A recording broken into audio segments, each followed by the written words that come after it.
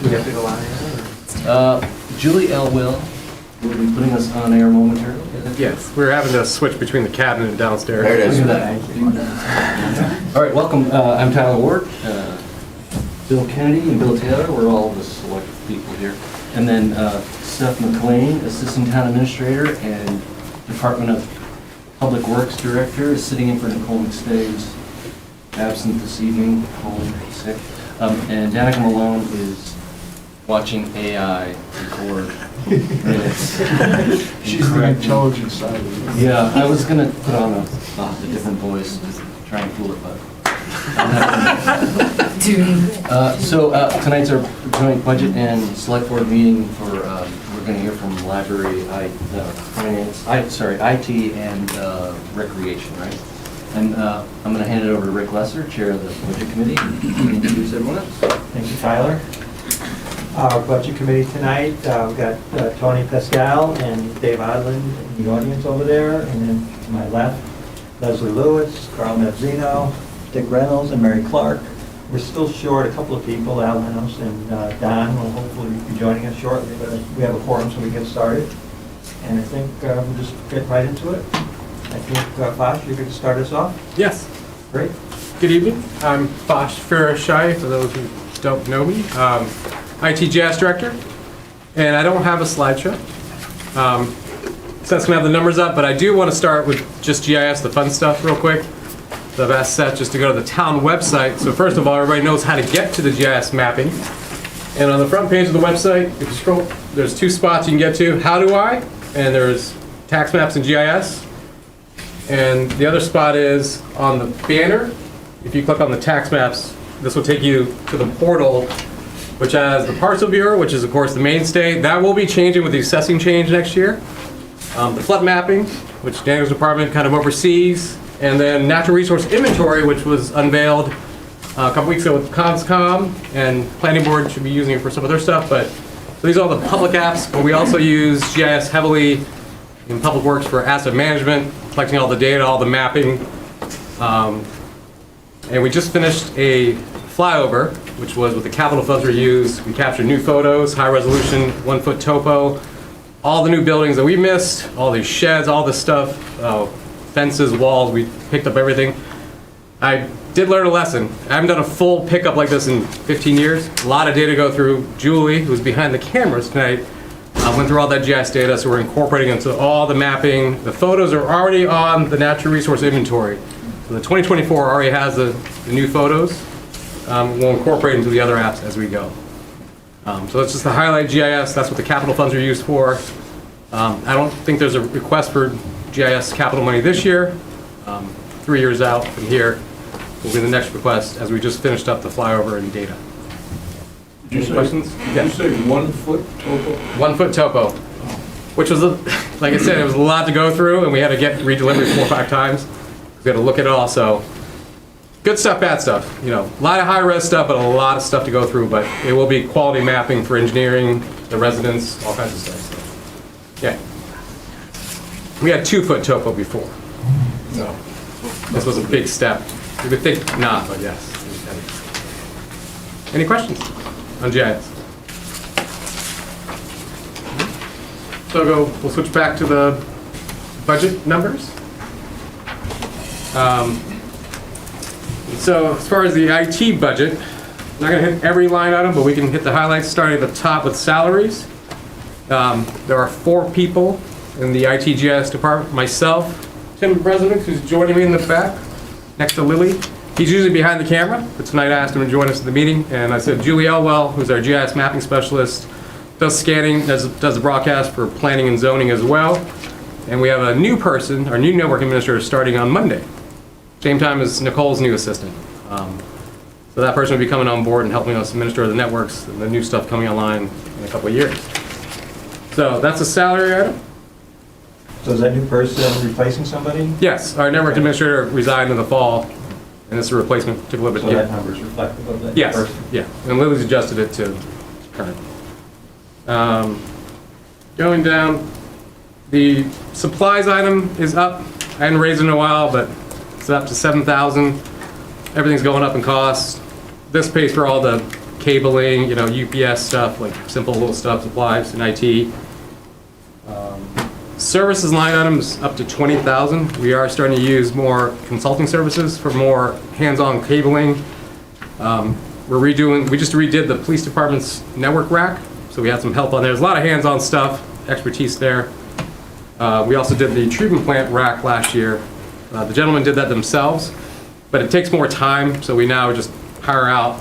Those guys are really versed at doing that in a few hours versus us taking 2-3 days to run cabling.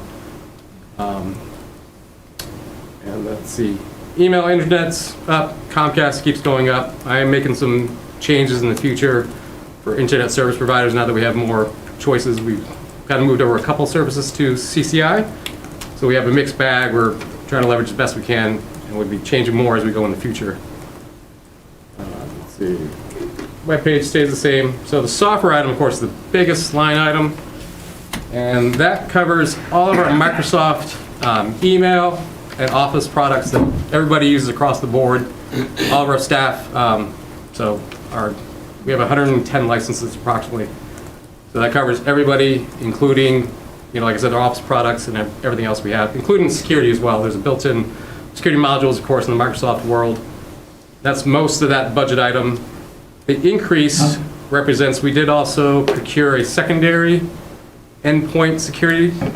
It's more for isolating, for ransomware. But that's the idea, is if it gets something that it doesn't like, it'll isolate the computer until we release it, whenever that is, next morning, that day. So that's another layer of security added on. And then we're also, next year, this in 25, we are having to move the police department off to their own email and government cloud as part of the CJIS, which is the Crime Justice Information System. This is how the chief's officers access records at the state, DMV, all that stuff.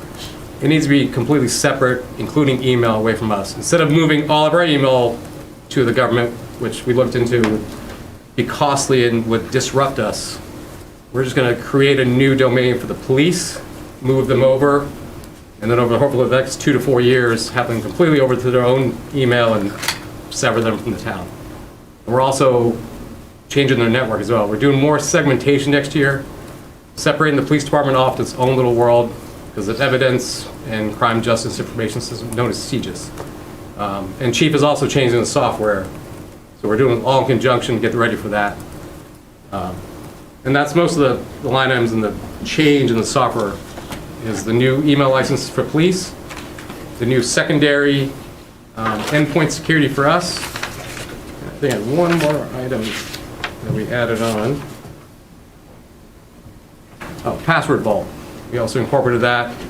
We didn't want our staff sharing passwords on a piece of paper, so we now have a vault they can share securely on town devices. So that represents the changes in that software item. Any questions? So everything you just enumerated is the $15,000 increase in software line? Yes. Right? Okay. Yeah. You just mentioned, Vaj, the measures you've taken to ensure the safety of passwords. I remember that you were doing a series of tests of the staff by Yes.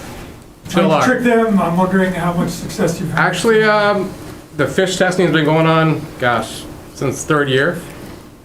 Every day. Every day we get these. It's every 3 weeks. That's not me. Once a month, randomly, they go out to everybody. Some are stupid. Some are really good. The clicks have dropped off dramatically. I told Nicole like last month, like, we haven't had a click in 3 months. And we had a couple. So it's working. We are educating staff. Staff is a whole lot more educated and a lot more aware than they were even 2 years ago. And the good side is everybody coming in is already versed in this. My son applied to college. He had to take the online assessment before he can get an account to apply. So I was like, wow. So they're learning this right away. But yeah. Yes, testing all the time. As far as the police segmentation Yes. goes, are any other town departments going to be moving in that direction? We are looking at pretty much anything connected to the state, which would also then include the town clerk. We're looking at a little more isolation there because they're connected to us and we're connected to them. So if they get something, we don't want it. So we're going to segment that off a little more as far as the town clerk. Not this year. No. honestly, we got the cost and we're like, that's it. There was no license, so we're waiting it out, but it might be sooner or later, but I'm not gonna rush that. The police's priority to get all that big stuff done, including their software installation, so. Any Any other questions? questions on the operations end? Looks like you kind of moved the network systems and the server systems budgets around. Well, my CIP has a 6-year out, so essentially I look at replacing like servers 1 year or 1 or 2 years, and then upcoming for fiscal year '26 is the storage. So the storage appliances, which is put on server systems, where prior years we concentrated on network, appliances and firewalls. So So that's all just on the CIP budget? yeah, I just kind of plan it out as we go. So next year's, of course, storage is coming up, big item. And network systems represents some small firewalls and network switches. But David, do you have a question? Yeah, I was just going to ask, can you remind me why we're using expense accounts for capital outlays? Well, capital outlay planning, it's still in operations. Yeah, not my decision. Okay. So you're gonna go into detail about server systems, about the 55,000? Well, the 55,000 represents replacing our storage appliances. So we have 2 big units right now. Our future kind of strategy is to break them up into more than 2 units, depending. Tim, you want to just talk about some of the stuff we've been looking into real quick? Sure. Give a chance. We've basically separated it out into 2 different types of storage. One is for backups and data retention, and one is for active database usage / file system, which has increased the cost a little bit. But essentially what we're trying to do is kind of use more of a sophisticated metric for determining what the system should do or should not do.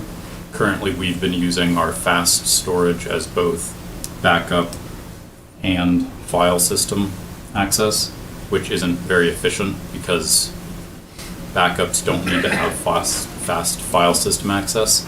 So we're hoping to separate that out, but also still include a system that allows us to easily manage it. If you have any questions, I can. We're trying to more strategize the storage, because not everything needs to be saved. Archive backups don't need to be as fast as our database and file server, so trying to kind of think of this more strategy. So. Will that make it faster? Certain applications, yes, that's the intent. Like finance databases, police databases, make them fast, but the archives, they don't need to be super fast. Bosch, what is the trend in duplication between electronic backup and required paper backup? I'm not sure if I can answer that. The state has its own law about paper retention. They do allow some digital backups, but you have to make sure to follow the standard. I believe in this town and most of New Hampshire it's still paper as far as the actual records. So. And that's really state-driven. Yes, and we actually, it's funny you mentioned it, we have a municipal IT group that we meet quarterly, and we're on our legislatures and our advocates to clarify retention, because we are all over the place as far as email, it's kind of confusing, so we do our best as far as whatever's in the network, we archive it, back it up. Paper, we have some stuff scanned, but I know the way the law is written, I don't think everybody's getting rid of their paper.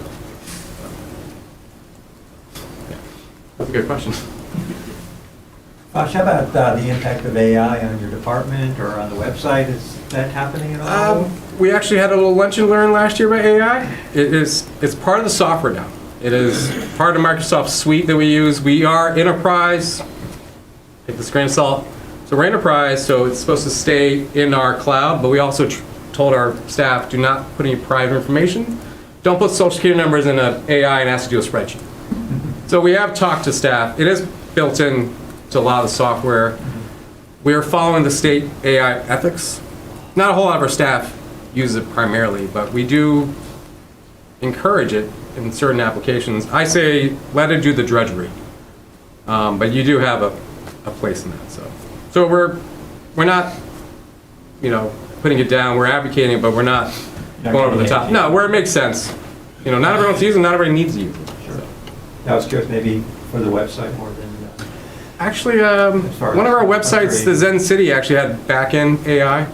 A lot of stuff does nowadays. Some are better than others, but it is heavily being used in, like, the GIS.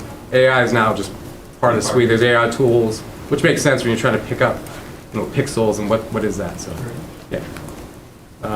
All I want to mention is the PEG, unless there's questions on the IT. So PEG is Public Education Government TV. It is not tax funded. It is funded by the franchise fees for cable only, not internet. And we do have a upgrade plan kind of coming up to do some improvements. We actually haven't done much of the system in 4.5 years since COVID. That was the last time we did a kind of a big upgrade. I'm going to call on Tim one more time just to briefly talk about our plans we talked about with Nicole. Yeah, so one of the things that was brought up was the library, and people wanted to be able to kind of do Zoom meetings like that in this room. So we're going to try and add that onto the existing system. We're also changing, would be theoretically changing the cameras out. 100% chance we are changing the microphone array to a ceiling panel that will also include a speaker, partially to facilitate Zoom meetings if people so desire. We're also going to be changing the back-end broadcast box, which is what takes all the inputs and sends it to the to the device that converts it to the cable signal for the live TV. And that's, going to cost a pretty penny, but it kind of has to be done. Be more specific there. I will be more specific whenever they get back to me as to quotes. I'm in the process of waiting about a week for finalized quotes, mainly so I can go over them, determine what is and is not in the budget, and kind of go from there. But any questions about it, just specifics, let me know. so is that impacting this current budget possibly, or that's next year? It's a revolving fund. There's a balance. Oh, okay. Yeah, it's like 83,000. We haven't spent anything Oh, on it's it. coming out of that, okay. Yeah. But like I said, we're putting it together. Hopefully we, Oh, that's the 30,000, I'm sorry. yeah. Got it. Do you know what the usage rate is of people actually watching through pay? Well, 3. online, live, that's me. Yeah. Probably less because there's so many people here. Yeah, so there's a couple things with this. TV, no, absolutely no. We don't know how many people watch Trend 22. We only broadcast live to Trend 22. We don't put any other content. All of our selectmen's meetings, budget meetings have been archived for, 12 plus years. So those are all accessible. And we can see the count on those. So some meetings people review 50 times. Live is like 3 to 5 people. It is like 2 people in this room that are watching. So we know those numbers. Like YouTube, we know numbers. Ustream, we know how many people reviewed it Yeah, afterwards. we have view hours Yeah. for Ustream. So some numbers, but So it's worth it. yeah. And honestly, remember the franchise fees, the people that pay the cable are actually paying it. Okay. Yeah. So no tax revenue is involved. And like when we do the upgrade here, 40, 50,000, whatever it is all out of the franchise fees revolving fund. Good answer. So, Thanks for the softball. On this revenue sheet, I noticed that it's for the PEG stage revolving fund, you budgeted $30,488 as revenue coming in from that fund, and yet your expenditures are $33,000 some. The differential, where does the differential come in? Is that how many? $3,000 difference? I didn't do the revenue side. I Sorry. Yeah. The amount of money that we've been receiving for this year is a known factor, so I've budgeted for the same amount for this coming year. It might be it might be a little less, might be a little bit more. It really depends on how many people have cable television in Peterborough and are paying those franchise fees. We do have almost $85,000 in the bank account right now, so you can spend more than what is coming in. It's a revolving fund. It is not a special fund. So you make up the difference from that? Absolutely, yep.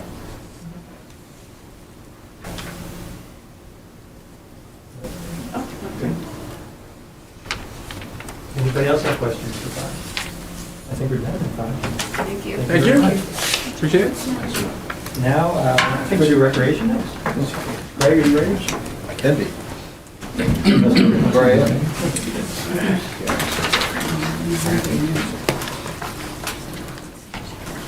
Welcome to town. Thank you. Thanks for having me. Thanks for having me back. Yeah, so my name's Craig Fraley. I'm the new director of the Recreation Department. I started at the beginning of November. I completed the budget in Amherst, and then I came here and they said, hey, you gotta do a budget. So lucky me, I get to do 2 of them this year. But yeah, thanks for having me. I put together a presentation just to also review what we've done the last year, and also I'll get into it once we start. So the mission of the Recreation Department is to provide the best possible recreation experiences for all children, teens, adults, and senior citizens in the town of Peterborough. So we have, you can go to the next slide, our Recreation Department staff. We have 3 full-time staff, and that's myself, our program coordinator, and then our administrative assistant, and then 2 year-round part-time staff, which Ray Eaton, our recreation foreman, and our senior citizen coordinator, Gloria Schultz. One thing to note, and we'll get into it further too, is the senior citizen program coordinator and the administrative assistant, their salaries, 75% of their salary is paid for out of the general fund, and then the other 25% is paid for out of the recreation revolving fund. We did a few capital projects this year, and I should actually say that the DPW really did a few capital projects for us this year. The skate park, which was a big project, phase 1 happened. Very happy with the outcome of it. It looks great. DPW was huge in moving the old stuff out of the way and then helping the company to build what we have now. And the difference between the two is really the newer park is much more kid-friendly, age-appropriate. The park that was there before, the elements that were there before were designed by high schoolers that knew how to skateboard already and wasn't very beginner-friendly. So this new park incorporates both and is fun for everybody. We rebuilt the gazebo and the pavilion. It was a big renovation, lots of rot and stuff, so they fixed all of that. And then another big one is our pool. Can't really see it from the top, but if you go into the chlorination room or the pump room, we switched things over to liquid chlorine, put in better controls that can be monitored through the water department. So people that really know how to use that sort of system will be helping us to oversee it, and things should be much more efficient, and we should be using a lot less chlorine that way. So we're very thankful to the DPW for their assistance in those projects. So Craig, that skate park was paid for by independent? It was, yes. It was completely fundraised. I believe it was about 26,000. Is that? Total cost was considerably more, about twice that, but it was all fundraised other than some staff support for contracted. Right. So no other dollars from the capital process. Yeah. So then we can go to the next slide. So I asked when I came, I asked the Recreation Committee and the staff of the Recreation to do a SWOT analysis, so our strengths, weaknesses, opportunities, and threats in 3 different areas, one being infrastructure. So we just kind of some bullet points there. Our strengths, we have a lot of great facilities. I mean, if you compare Peterborough to other communities in the state, it's all like we're compared to Concord and Keene and Portsmouth and not, you know, the smaller communities. So we're very fortunate for the facilities that we have. We have lots of, you know, outside lighting so we can run night programming and tennis and our adult softball league and things like that. And then updated playground equipment. Some of our weaknesses, we have to deal with the upkeep of all of the infrastructure that we have. So some of the facilities are starting to look a little tired, and we just need to stay on top of that to continue funding those. The PCC, which we're starting a construction phase, but it's an old building and it's looking tired. So just giving that the update to it. And then cost to run the pool, that's another weakness. Some of our opportunities are after-school programming at the PCC. We really don't utilize the space in the after-school setting, and Peterborough Elementary School is right down the road, so we should be utilizing that more at that time of day. Using our vans to do off-site, out-of-town trips. Partnerships with other communities and organizations, so that we're not reinventing the wheel or doing, multiple organizations offering the same thing. And then utilizing our recreation staff for more programming rather than trying to hire out or do that sort of thing. Some of our threats, other town departments having the ability to offer similar programs at no cost. Programming getting too expensive for some people, and then neighboring towns offering more youth sport programming. And we do compete a lot with our other towns. A lot of people go to Jaffrey to do youth sports, and it's because Jaffrey subsidizes their youth sports where we don't necessarily. We pay for it out of the revolving fund. So that is a threat. Craig, can you detail a little bit more on that first threat?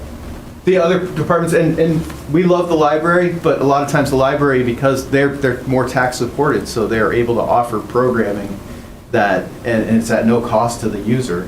And our structure doesn't allow us to do that. We have to charge to use the Peterborough Community Center. We have to charge ourselves to use it. So that is a threat to us. Does that make sense? What would be a remedy to that? I think it's just, and we work great. I'm not trying to put the library down at all.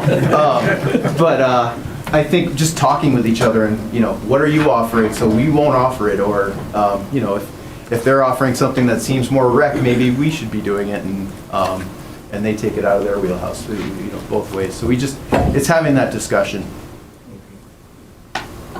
Craig, I know there's been some discussion about the lights at the ballparks. I know that some guys have been doing a lot of work on that. Is that in here anywhere? Really, the only it's a capital project of we're just studying how the poles to see if they're still sturdy enough to do any upgrade, because if they're not, then we have a bigger problem. So we did put some money away to. Right, now I realize you got money. I just wasn't sure if that should have been Sure. this, or Yeah. just as long as you're addressing it. So next slide is our programming. So strengths, we have a really solid summer playground program. I believe there's only 2 spots left for the summer. And we take 100 kids a day, so it's very popular. Facilities to offer programs is a strength. Our indoor space, I don't think Peterborough realizes how fortunate we are with the amount of gym space that we have in town and the ability to offer indoor programming. Where I came from in Amherst, we had 2 full-size gyms, and we had about 45 basketball teams that we had to cram into those 2 gyms. Here we have 4 full-size gyms and half the amount of basketball teams. So we're very fortunate. Programs are fairly priced, the variety, and then our software program that we use is a very strong program. It does both our marketing and our financial side of recreation and the registration piece, so it's a really great program. Weaknesses, lack of active older adult programs. A lot of our programs are for people, it's sitting down, other than pickleball for our older adults. We want to get older adults more active outside. Registration and refund policies can hinder us. Recreation vans are not senior friendly. If you've ever taken a trip with us and you see us try to get seniors into the vans, it's a project. And then our lack of volunteers and instructors. It's always tough to find people. People want to do programs, but finding someone to run that program can be a challenge sometimes. Opportunities that we have, the Peterborough Community Center, utilizing town trails to be more multimodal, and that was a rec commission member that put that on there. I'm not sure, because I feel like we do that, but I just wanted to add it. A dog park, updating meeting spaces to utilize better technology, and so our meeting room at the rec, if we could update it. We're not looking to spend $40,000 on an upgrade, but just making it more meeting friendly, and for today's technology, and then reconfiguring fields to meet the needs of the sports that we offer, and not necessarily what was being offered in the 70s and 80s when those fields were configured. Threats that we have: increased use of the pond and the water quality of the pond. Water's getting warmer, and we're seeing more milfoil and water quality issues. Degrading older infrastructure, lack of ADA accessible facilities, and then funding to support all facilities. So that's programming. And then our final is staffing. Our strengths: we have a very knowledgeable staff. They're very dedicated to the recreation mission. Our seasonal staff, we're very lucky at the folks that come back. they're pretty knowledgeable. And then we have a good foundation for onboarding them and getting them trained up. Great staff development opportunities for all of us, and we're very thankful for Peterborough for giving us that ability. Modern, well-maintained equipment, and Peterborough is a great town to work for. And I came back because I thought that. So weaknesses, the national lifeguard shortage. I'm sure you've all heard about that, but that is a problem. Small team with a lot to oversee, and lack of marketing for staff hiring, and that's just trying to get the word out. It's really hard to get that college, older high school age to commit to anything these days, it seems like. So, just getting that word out and getting them in so that we can get them hired, because it's a process. Opportunities, bringing back the teens and action program staff, contracting programming camps to take the burden off recreation staff. So specialized programming like a soccer camp or a football camp, having a company come in and do that. So we may not be experts in that specific thing, so contracting that out. Utilizing volunteers to free up our staff. And then threats, a positive job market, which kind of sounds weird, but when the job market isn't so great, kids come to, we get more staff, and it's easier for us to hire people. Lack of lifeguard training venues is a threat, and then youth labor laws is always tricky, but we have to follow those, so, but it can be a threat, so. There we go. You can't do lifeguard training at the school? We can. But it's the amount of people who are trained to teach lifeguarding classes is that's the trick, and it can cost anywhere between $300 and $500 for a high school or young college kid to sign up for the course. We do reimburse them if they stay with us for a year, but coming up with that upfront cost is tough. We are looking to partner with, and when I was in Amherst, I did it, but Milford has an instructor. And we partnered with them, and so we only had to pay the $50 for them to get their card, and per lifeguard, and then we ate that cost, and there was no upfront cost for the employee to get trained. So hopefully we can do that and have enough lifeguards. So goals for FY26, we want to diversify recreation programming to provide opportunities to all residents, really just expand and try to keep building our array of programming. Reestablish off-site recreational trips, utilizing the Recreation Department vans. Streamline the registration process for Cunningham Pond beach stickers, pool pass waivers, and kayak rentals. A lot of that is done on paper, and we can do it through our recreation software, and it'll take the burden off of our staff. And off the resident, it'll make it easier for them. Create an environmentally friendly turf management program for Adams Playground and Park. So we're using green or environmentally friendly fertilization and that sort of thing. So because it's right next to the river, and we want to do that. And then utilize existing recreation software to its full potential, and that's that MyRec software that I was talking about earlier. Recreation funding sources. I always think it's important, and when we talk with budget folks, to kind of talk about the differences between the general fund and the revolving fund. And because a lot of people don't understand that. I had a couple of people in the office today that thought that youth sports, their tax dollars paid for youth sports, and they don't really. That comes from user fees. So the general fund, that's our tax dollars. It's kind of our subsidy. It pays for our administration, overhead, operations, buildings and grounds, vehicles, equipment maintenance, our capital outlay, and then aquatic programs. And then the difference is then we have the revolving fund, and the revolving fund is user fee based. So when you pay for soccer, that money goes into it goes into the revolving fund, but the revenue that goes in helps pay for the soccer program and the balls and all the equipment that goes with it. So the revolving fund pays for youth sports, senior programs, adult programs, after school, summer camps, and the one thing to note is the community center is 100% revolving fund supported. So tax dollars aren't necessarily going into that, other than the overhead of administration. Explain to me the colors on the structure. Sure. So yeah, I was just going to get into that. So the green is the revolving fund, and the dark blue is the general fund. And so in FY24, it was 78% was general tax supported, and then 22% was revolving fund. And what we're asking in FY26 is we're down to about 70% asking for tax support, and then 30% will be revolving fund supported. So we're trying to grow that green a little bit to take the burden off of the taxpayer by paying more out of user fees. So the orange should have been green. Yes, yep, I changed the color, yeah, sorry about that. Does anyone have any questions about revolving fund versus general fund? I did have a question about the user-free fees. Are there scholarships available for youth? who There are. cannot afford to pay the Yes, and fees? it's more of a few organizations come out and they'll give us scholarship money. They'll say, you know, we kind of tell them how many people we have, how many kids for summer camp we need to support, and they'll try to find the money for us, so. You're talking about the private sector? Yes. Local Yep. businesses? Yeah, local businesses and also just, or like Kiwanis Club and that sort of organization. Can I ask a question? I thought you said one of the weaknesses we have is that the fees for various programs. Mhm. But yet here, you're showing that we're going to be more dependent on those fees. So aren't we then falling more into weakness?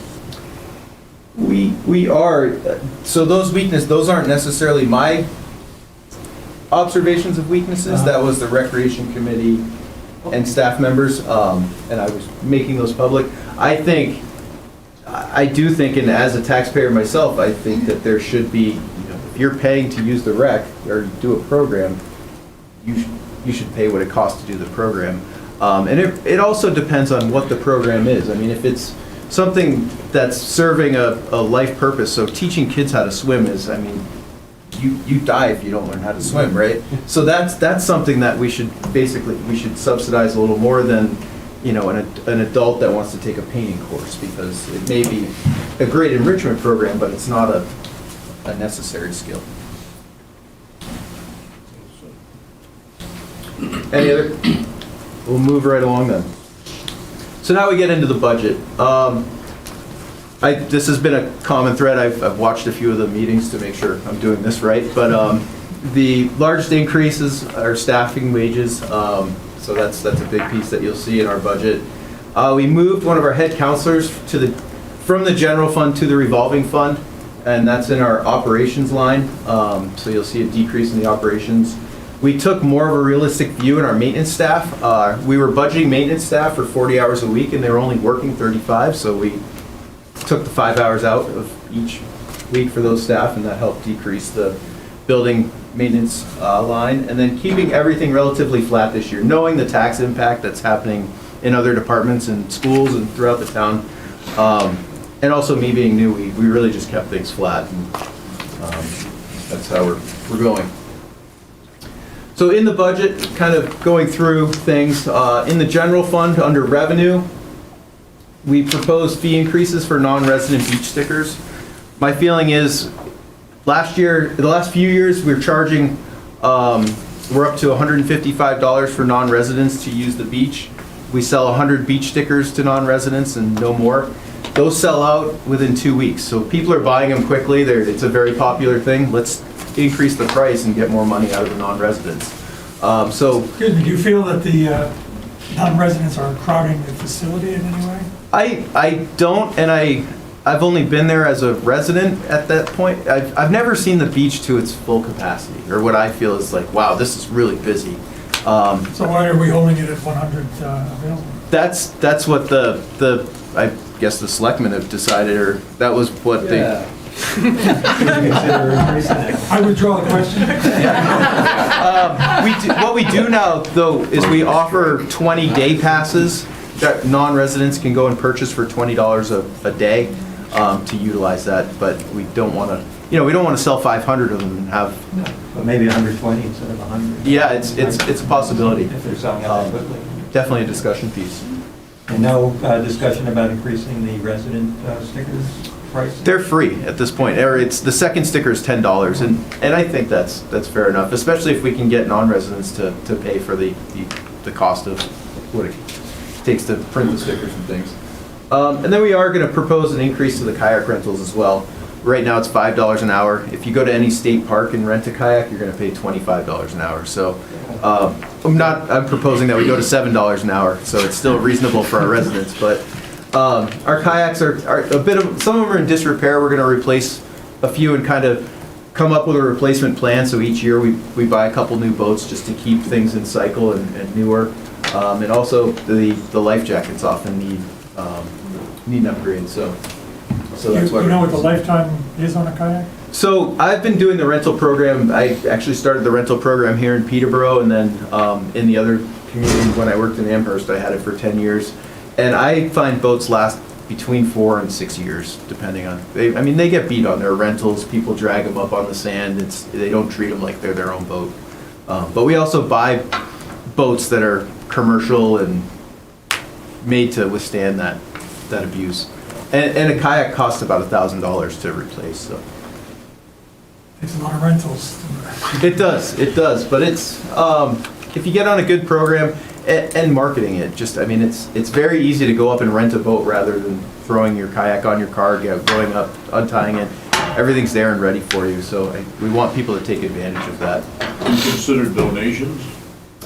We have most of the kayaks that people would be willing to donate wouldn't be of that caliber to be used as a rental.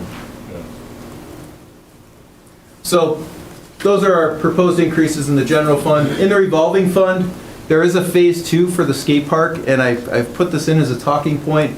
We're looking, the next phase is about $80,000. I think it's going to be tough to raise $80,000 in 1 year, so we're going for $40,000 for the next 2 years, but it does make the revolving fund revenue side and expenditure side look off or skewed because of the $40,000. So that's in there as a talking point.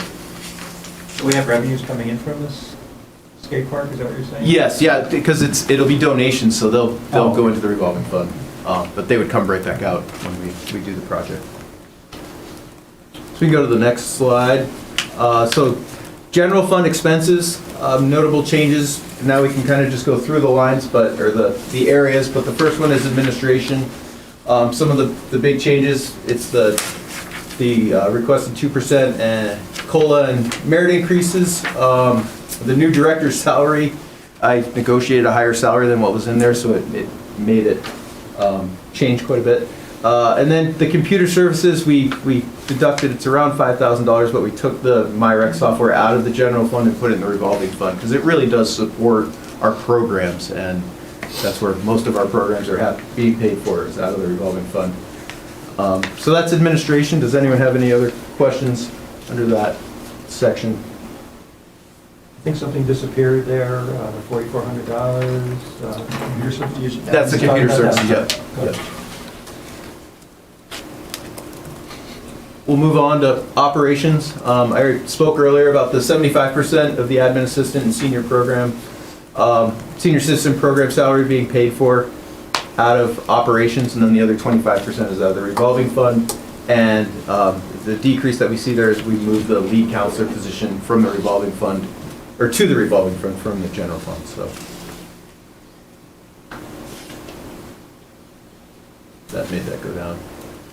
Under buildings and grounds, salaries, again, that's an increase, but it's the COLA and merit increases. And then we taking that realistic view of how much we were actually spending on staff to decrease the hours of our maintenance staff. And then that line also covers our bathhouse attendants and gate guards up at the pond. They're in there. Under aquatic programs, the salaries of our lifeguards, so we have those increases.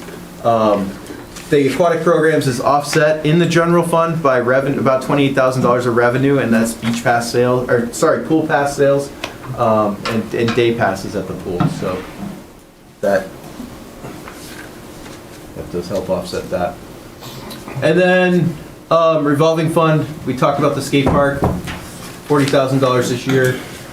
We did make the revolving fund, and thank you, Lily, for your help on this, but our plan is to increase programming, and with increasing programming, we're going to have more revenue, but we're also going to have more expenses because programs cost money to run. So you'll see that.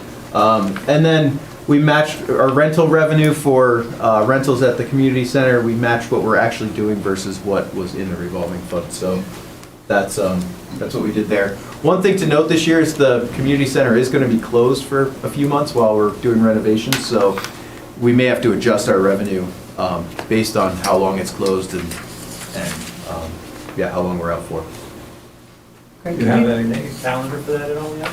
So we're looking, really when the weather turns nice, they want to get in there. And our hope is, and Seth and I have talked about this a little bit, but we're hoping that we can just shut the building down and have it happen a lot quicker, where if we keep it open and have to move things around, it's going to take longer to do the construction. So we'd rather just shut it down, get them in, get them out.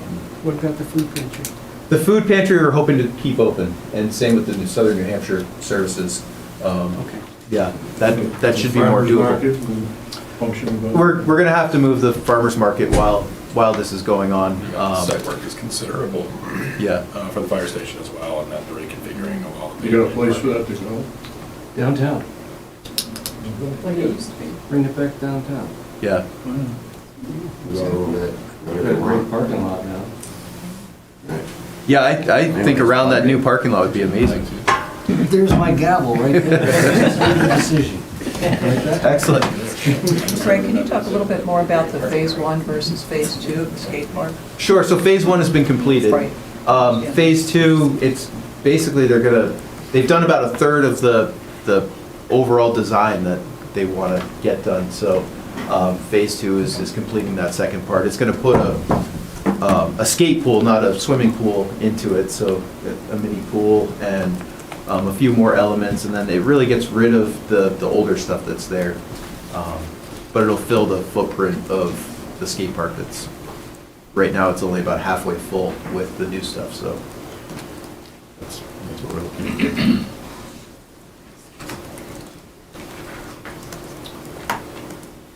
And then, so our revolving fund expense, we talked about some of this.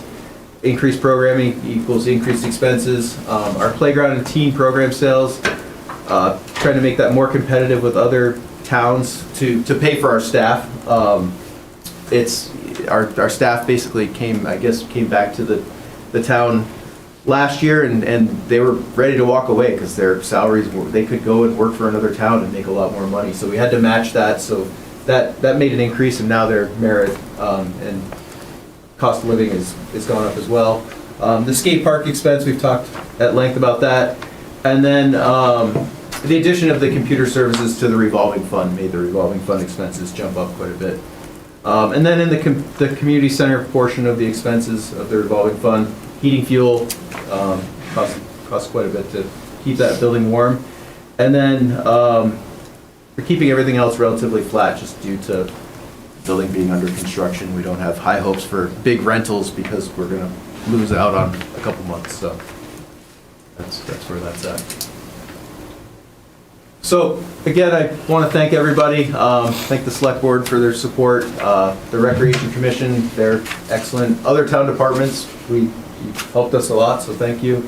And our staff and volunteers, especially. We use a lot of volunteers, and we couldn't do it without them. So thanks to everybody. And then I just open it up for questions if anyone has any other questions. Good job. I have one question for you. Do you know approximately how many Cunningham Pond stickers we hand out to residents? Sure, so it's right around, it's about 1,700. Yeah. And there hasn't been any discussion about maybe charging $5 for that sticker instead of making it free? Because these are the people that are actually using the pond, as opposed to a lot of people that don't use the pond? Right, yeah, I'd hate to be the one that brings that suggestion up, but it's a possibility. Yeah. And I'm a very active user, well, Yeah. my wife, she's there every day, and I think we certainly get our money's worth for, even with our second sticker for $5. Right. $2.50 a car. Yeah. To me, it makes a lot of sense. I think it really should be seriously considered at some point. I believe the gift of that pond to the town had a caveat that it would be for residents and dogs, of course. Right. And then it was a handful of years ago where it was opened up for out-of-towners. So, and that was a little controversial actually at this time, I think. And so we started off a little conservative and then did raise the price maybe at least once, maybe twice on the out-of-towners. And then we did put other people on it, figuring it's Peterborough's town. So we're not allowed to charge residents? I don't know if we're allowed or not, but I think the sentiment was it was a gift to town residents. So if you wanted to start that discussion. Yeah, you can have it at a rec committee meeting. Yeah. And by the way, I've heard the statement that after visiting Walden Pond, I realized how much greater we have it in Cunningham Pond. Yeah, my daughter's a mile away from there, and you can't get in there half the time, because it's a great resource that we have, but I think users should pick up a little bit of it. That's just me. Okay. Great, thank you very much. Thank you. Thanks, Greg. Thanks, Greg.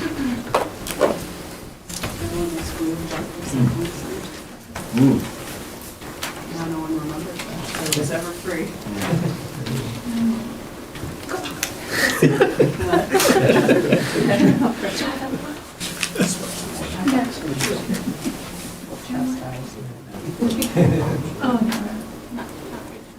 Go ahead. Hey, Corinne, you're on. Thank you. I'm Corinne Chronopoulos. I'm the library director, and this is my 10th time presenting to the committees. Go over it,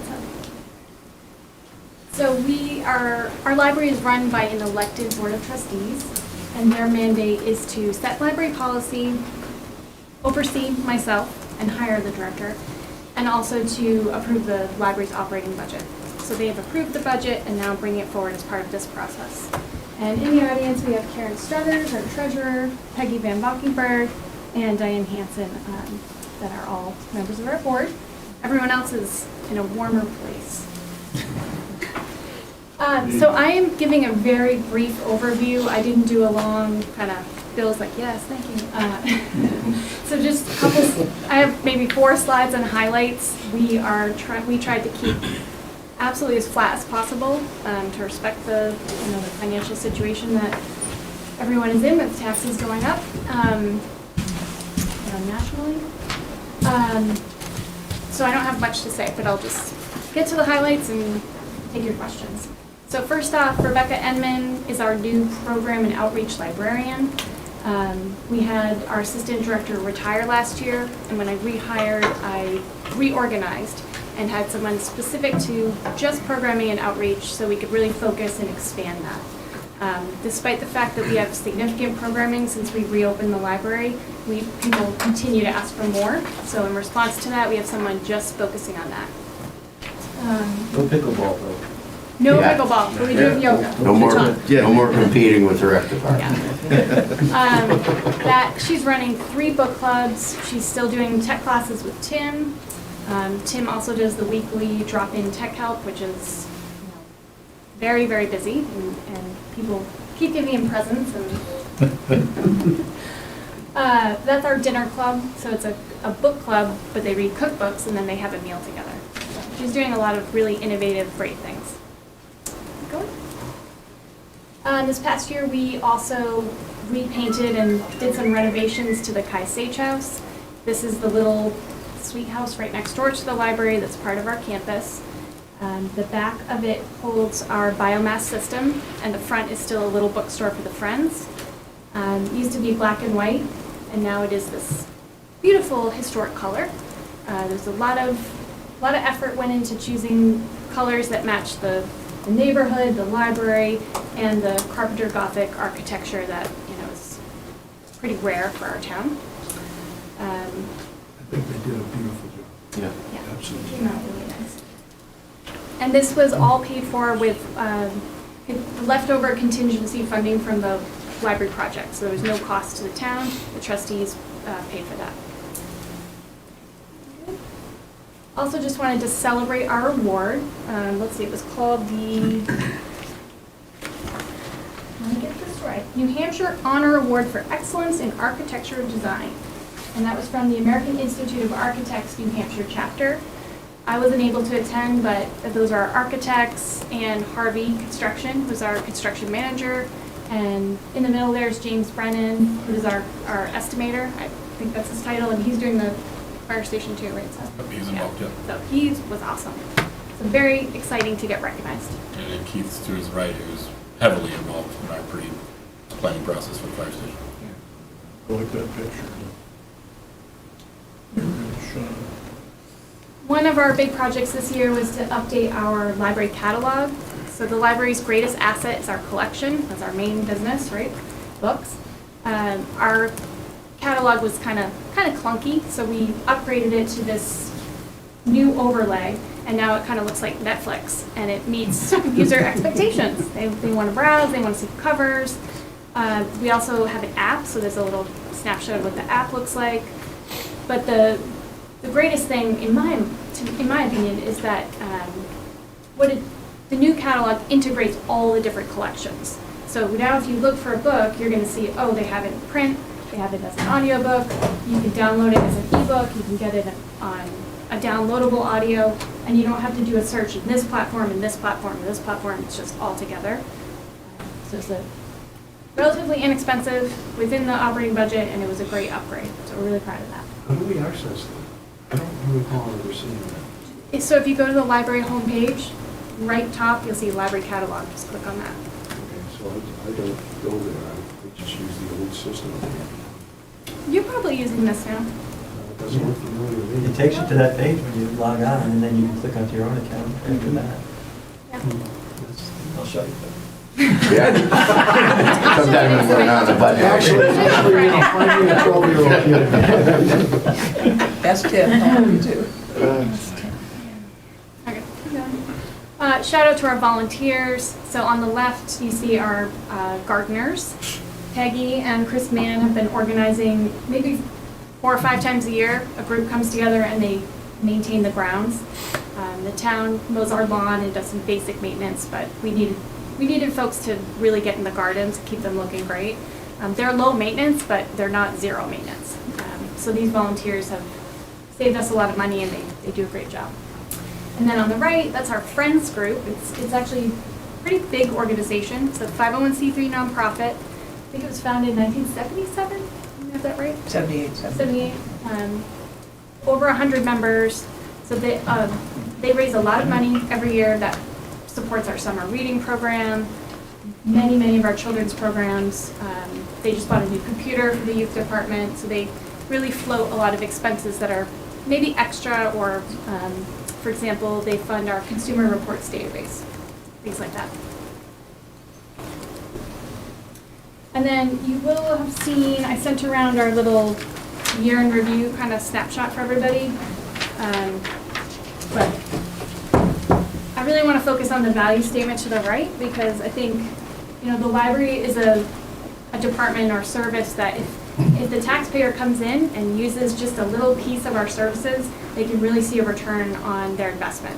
So if you're bringing your grandchildren to the aquarium, come get a pass and you'll save a ton of money. We do have some free yoga classes running right now. 3 of those, you got a return on what you paid. I could go on and on, but if you use the library, it really, you gain a lot. Let's see, other statistics. We are open 48 hours per week, 6 days a week. We need a minimum of 3 people in the building, to stay safe and maintain the spaces. And we have an average 206 visits per day. So we are very busy. I think the space itself is probably one of our most important services. And if you just walk through that library any time of day, you see people working. Our study rooms are booked. We have a private business using our boardroom this entire week for various things. This past weekend, we had a condo association in our big room on Saturday, a church Sunday morning, first-year birthday party Sunday afternoon, so I was over there mopping in between. The meeting rooms are just in high use. Does all that revenue flow from the town to you? Is that where that shows up, as far as the revenue for all the rentals? So it's part of our budgeted revenue. Meeting room rental funds, yes, is part of our But is budgeted that the library revenue transfer to the town? No. Yeah, it is. Right. Although there's many different line items within that, but you see the bundled amount.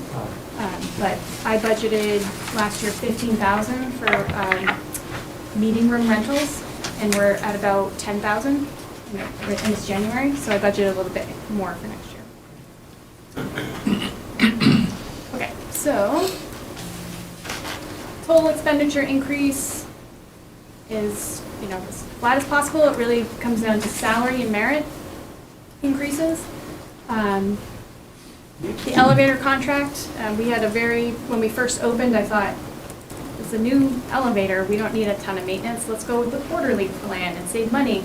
And then we had, right after the warranty was over, we had a huge expense because one of those Weird. circuit boards went. So we are now in a monthly service agreement, and it's $470 a month to maintain that elevator. Building maintenance costs, again, you're still dialing in on those, so I raised that a little bit to account for mainly HVAC repairs, just little things, filters that go, and I'm still kind of getting a solid understanding of what those annual costs will be. And then a very small increase for digital resources, because we've seen a huge boost. Print's still the most popular, but more and more people are using digital. Revenue, I was able to increase that by $9,000 from last year because of just a boost in a bunch of different areas. So our total appropriation ask is only 2.7% increase. And then last slide is just in terms of revenue, operating revenues are really steady. We're hitting all of our targets. We bring in revenue for non-resident library cards, meeting hall rentals, people that pay for all the things they lose or damage, and then that goes back in, and printing, people pay for printing. Let's see, in the past, the library benefits from two separate trust funds, group of trust funds. One group is managed by the trustees of the trust funds, directly through the town, and we receive that income quarterly, and that's part of our budgeted revenue. The other trust funds are managed directly by the library trustees. We have 10 funds, all but 3 are restricted to things like books, right? So we can't really use them for a lot, but this year the trustees have decided to take the income from those trust funds and put it into the budgeted revenue, which they've never done since I've been here, because they were saving every penny for, they were really focusing on the library project. But now they're able to budget that income. It's not a lot, it's gonna be, I don't know, $5,000, but it's something. And the other thing is so we have one other nonprofit, the 1833 Society, and that was the group that, of course, raised all the money for the library project. They are still active, we have an excellent board. They've built a planned giving program. We have a beautiful brochure, so they're still kind of recruiting and cultivating our donor base that we already have. This year they ran an annual campaign. They raised a little over $10,000, and that went directly into our endowment fund, which is essentially they're planning for the next renovation already. They're trying to do their part to just put a little bit of money away year over year so that when the library needs any other big repairs, they'll be ready. So that's, amazing. That's already happened. And that's my presentation. Any questions? Mary? Corinne, could you talk a little bit more about the non-resident cards in terms of the number per year and the annual fee? The annual fee is $85. Right now, I think I have 120 non-residents. It's not a big number, but it's a growing number, right? Yeah, it stays pretty steady. Yeah, because some folks, they don't renew it, and you get.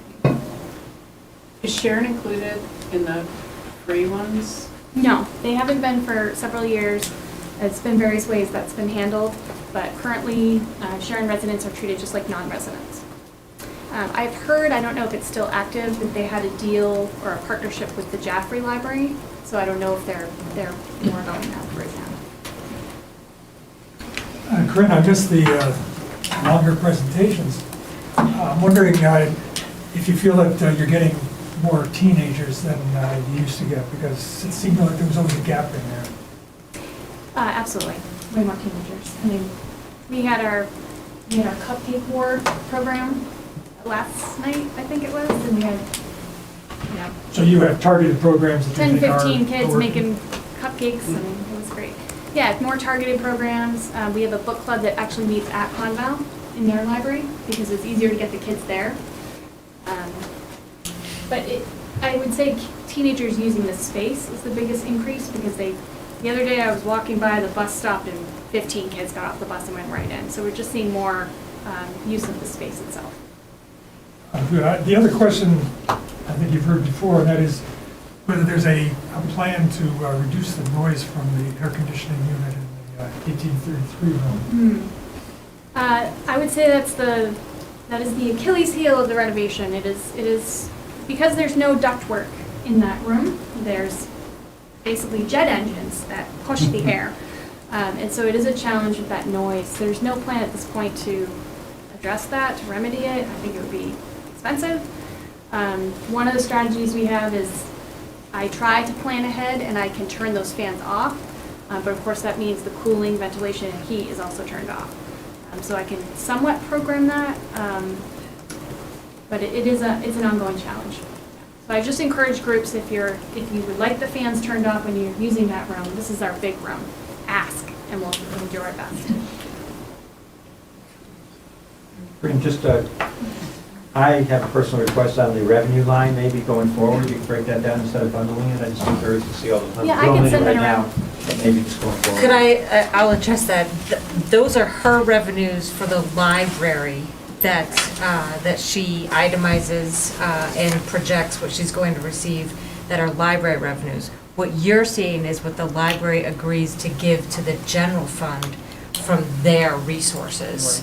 So it's not something you can break out on your revenue sheets because that is a different kind of revenue presentation. So it has nothing to do with this committee? Nope. If you want, the library trustees oversee those projections. Gotcha. Okay, thanks. But we're more than happy to share that, so I can send that around so if you're curious. Good, thank you. Good? Good. Well, great job, everybody, all three departments, we appreciate you presenting tonight. Do you have any minutes or anything we need to approve, or are we good for now? I was gonna say, did you get last week's minutes? I signed those, right, ones that we approved last week. I haven't seen them. Well, you, Oh, I okay, don't it know was about like that. last Tuesday's minutes, I wasn't sure if those went out. They haven't been sent out. Okay. Right. And you recall signing January 7th, 8th? I just signed two. Yeah, Okay, definitely. because I know Lily needed that, so. Right, yeah, I okay. signed those two, I just wanted to know if we had approved anything from last week, we're still waiting for that. I have the minutes from last week done, but we'll make Okay, sure you that's guys get them over. fine. Any other business? Maybe we should adjourn. Love that. So I feel like I'm a library ninja because when I go to the homepage, I go to the homepage and I jump right in and search. I don't really. Oh, I see. Maybe on your- Use the homepage. Thanks, everybody. So there's what's going on. Like, I think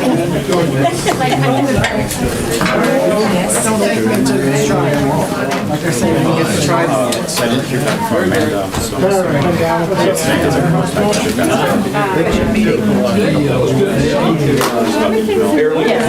It's a hard place.